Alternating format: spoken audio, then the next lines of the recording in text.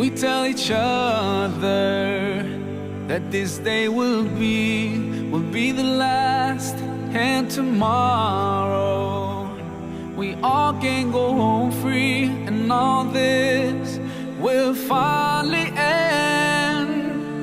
Palestine.